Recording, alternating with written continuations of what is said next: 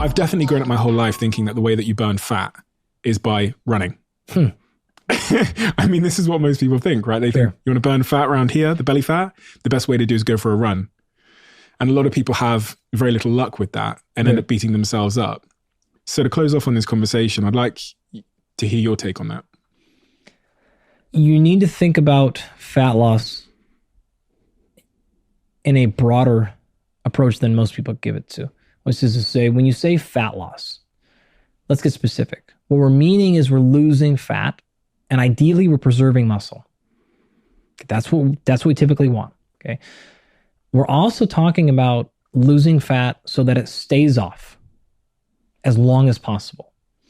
Those are baked into that phrase, but oftentimes forgotten. So the advice I'm going to give you is with those two assumptions in mind. You're trying to keep as much lean mass as you can, and you're trying to make this a successful journey and not something you have to repeat again time and time. Like a yo-yo. Totally, right? Yo-yo dieting. In fact, one of the more, probably the highest, most cited paper I've ever published was on yo-yo dieting, like a review article on that. So you can go read that. People love that paper. I was just a co-author. Jackson wrote that paper.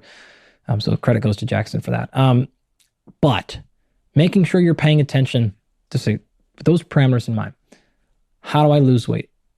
You can look across meta-analyses and review articles, and you will see the number one predictor of long-term successful weight loss, and by again, weight loss, I mean fat loss, is always adherence. It's adherence to your workout program, and it's adherence to your nutrition program. So step number one, before we worry about any change in diet, we start arguing about which method of exercise is best, before we start really going way down the line to things like genetic testing. Like, you're really wasting your time here. And a lot of that stuff, especially if you're not paying attention to what's going to make you adhere the longest amount of time. In fact, if you just stopped right there, that's enough for most people. Can you put yourself in a position where you're able to feel abundant with your nutrition approach? And notice I'm trying not to say diet here. Right? It should be a nutritional approach. You have a balance between living life and flexibility, but then also figuring out what triggers you, and maybe you don't have a trigger, maybe you can be more flexible, maybe you need more stringent, like all the things that go into it. You got to figure out a system. So people will not be on a diet very long, collectively, right? On average, diets don't work, quote unquote, for those exact reasons, right? You got to get to a caloric deficit somehow. Okay? But you got to do that in a way where you still are happy and sustainable. Totally, right? And you still feel energy. And you're there, and that it's working for you, right? And that's different for every physiology. Okay, great. And then you got to be an exercise system, the same thing, right? If you hate running, there's no reason, you don't have to run a step to lose a ton of weight. If you love running, you should run. If you hate lifting weight, fine. I can work with any parameter you give me if all we're concerned about is preserving lean muscle mass and losing fat over the long term. That's really what we have to consider the most. Okay, now within that, does that mean every training and nutrition program is the same? No, not at all. There are fundamental differences. Here's the problem to think about. If I said, hey, you're going to do the same training program the rest of your life, you'd probably be like, whoa. Yeah. But if I told you that with nutrition, people are like, well, yeah, of course. Like, there's, magic diets that do, like, no. Keto, great. Mediterranean, great. High carb, great. You can do them all. They can all work for you. Some people, taking out gluten helps. Some people, great. Sure, all of it is possible, right? We come from very different backgrounds. If you look at any of the research, for example, like a really interesting point on genetic testing. If you're not taking account genetic background on that, genetic testing for things like nutrition, precision nutrition, is entirely worthless, because we see classic markers that are associated with, say, more effective carbohydrate utilization or fat utilization or body composition. And they might predict a decent percentage of variance in European Caucasians. You apply those exact same things to West African or East African, and those variants go to zero. People forget that part when they start talking genetic testing. They have not been validated across all ethnic backgrounds. And the ones that have shown they range from like 40% variance to zero. So like really, like you're way, way, way ahead of the cart here, paying attention to things that just do not matter. We got to get you on a system that works. Okay, great. For some people, that might be more nutritionally based. All right. You can lose and preserve muscle mass really well by just going decently high on protein and then regulating your calories. The example I gave you earlier.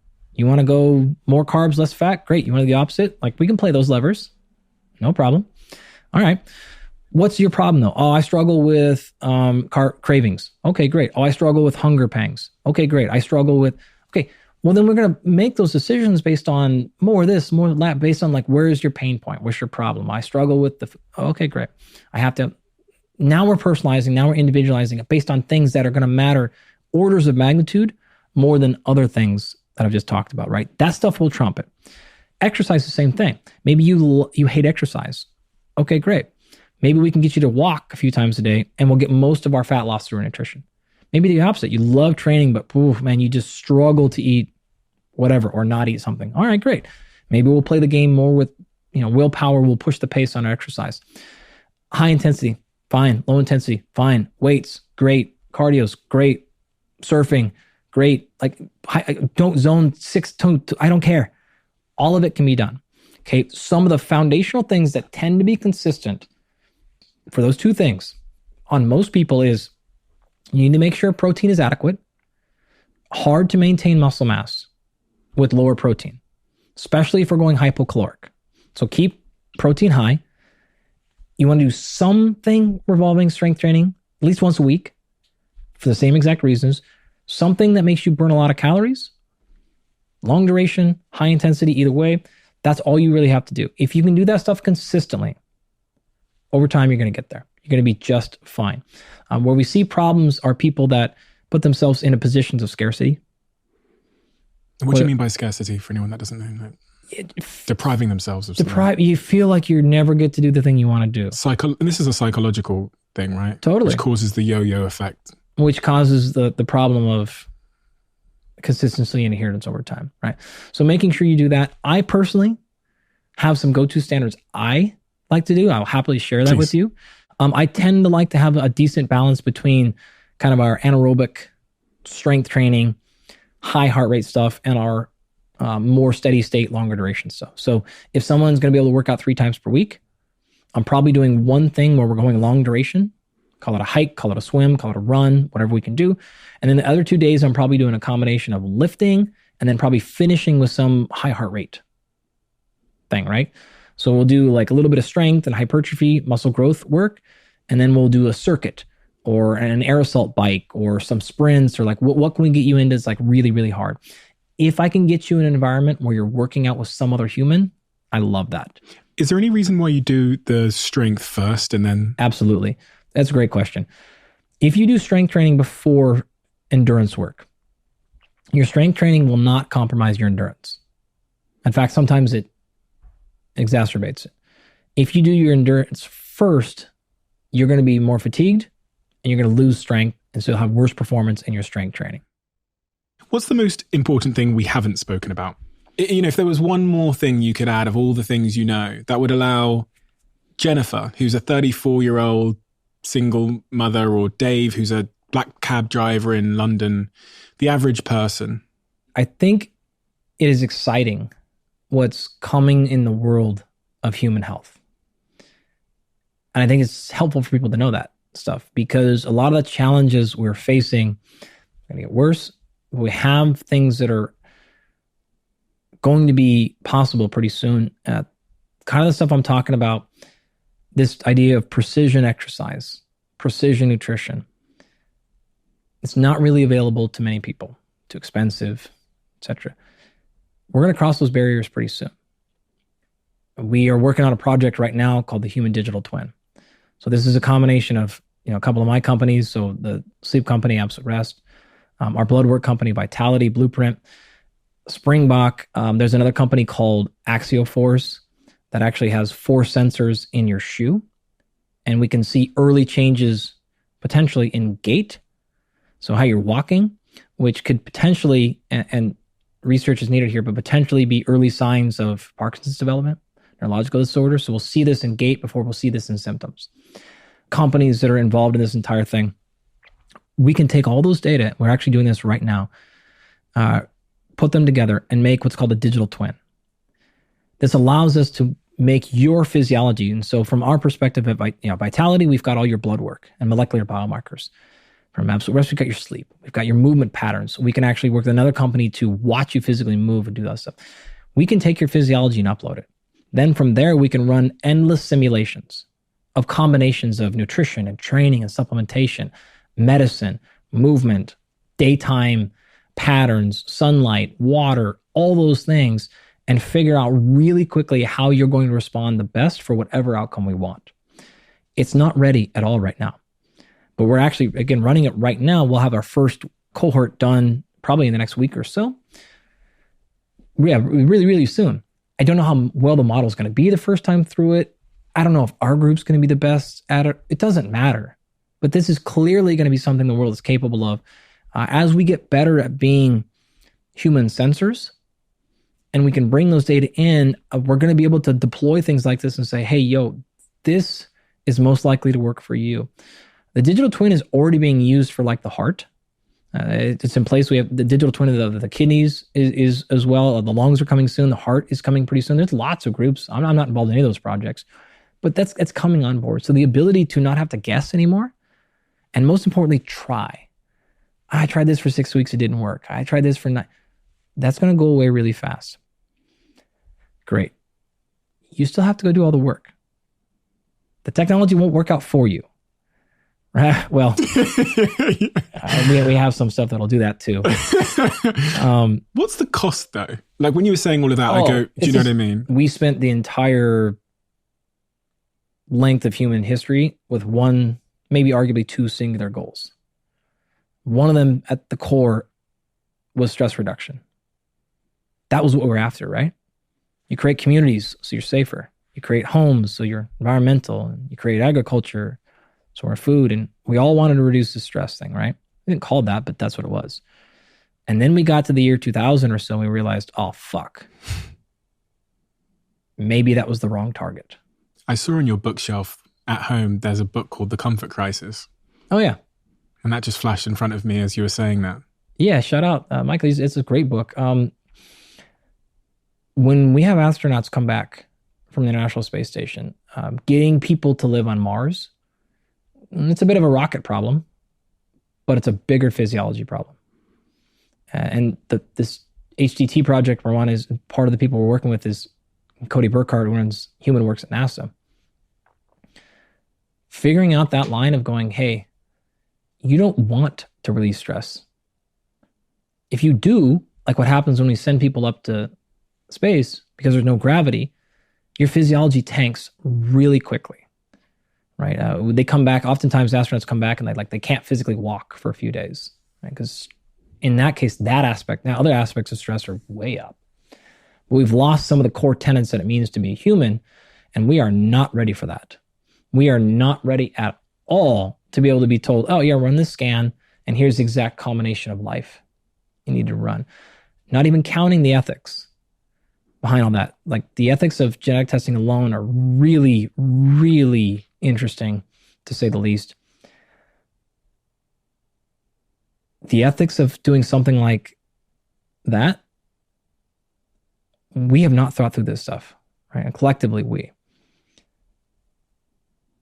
There is more in our world and our human experience than just straight answers, right? This is one of the beauties of this ride we get to take. I don't know if we have good answers. I think we've clearly shown we're not very good at asking those questions before. Never. Because the incentives in the short term are so tempting. We're seeing this with AI at the moment. It's just so tempting. Yeah. And then we get the results back in 20 years. And by then it's just too late. I mean, look at the current health position that we're in, right? We went after that entire idea of minimizing as many stressors as we possibly could. And it worked. Yeah. Oops. Now we have to go back and do this weird thing where we re-engineer stress back into our lives. You have to be very careful and judicious when you pull things out of a natural state. I'm being very choosy with my words there. If you're not directing stress, you're letting something else direct that. That stress is still coming one way or the other, which means adaptation is coming. So you can be intentional and point that ship in one direction, or you can cover your eyes and think it's not happening at all and realize you're getting pointed somewhere else. It's better to at least have the acknowledgement. This is why the word consciousness is in the title of my book. This is part of the process, right? You can be aware of it or you can not. From there, you can choose whatever you want. That's entirely up to you and all that. I just want people to realize you're making a choice one way or the other. So when you involve technology into the picture, AI is another really, really challenging thing in a lot of ways. But I'll reiterate, we've seen this already play out, and we know the answer is this gets worse in terms of we're not going to make very good choices right away. How does that manifest itself in the end? I don't know. Nobody knows. But to date, we're not particularly good at making that decision. So there's lots of consequences there. I think that we have there. One of the last things I'll say on this is, if you break down, okay, the way that we structured it is there's 4 pieces, okay? In order for you to have more success at your performance and health, you, number one, have to have assessment. Once you have all this data, you have to go to step number 2, which is then you have to qualify. Good, bad, great, worst ever, best in world history, okay? We're struggling on that. We don't know what healthy looks like. I know what clinically deficient rickets looks like. I know what obesity and type 2 diabetes, and we know disease. We don't know what good versus great means. There are no databases I can pull from. There is no metric I can look at and say, what is a great what's a great vertical jump number? What does somebody need to be able to jump in their 40s to be healthy? Like, we don't know these things, and I don't know it by ethnicity. And I mentioned that before. That's a critical component because it is clearly different, right? There are some markers in basic blood chemistry that are not different in Southeast Asians, or that are different in Southeast Asians versus Northern Europeans. Like, we don't have that fully fleshed out. And if we do, it's for disease markers. We don't have the, so I don't even know what I'm judging. Okay. Now, assessment, great. Where are we going to get these databases of super healthy people as the world continues to get less healthy? I'm losing my population to pull from really, really quickly. Okay. Then the next piece is, okay, great. You've told me that this marker should be here. Pick your marker, whatever you want. How do I get it there? And that's really where we're struggling. So the second problem is what I call Polaris. Like, we have no North Star. We don't know where this thing should go. The third one is, okay, how do I get there? What is the intervention? What is the thing?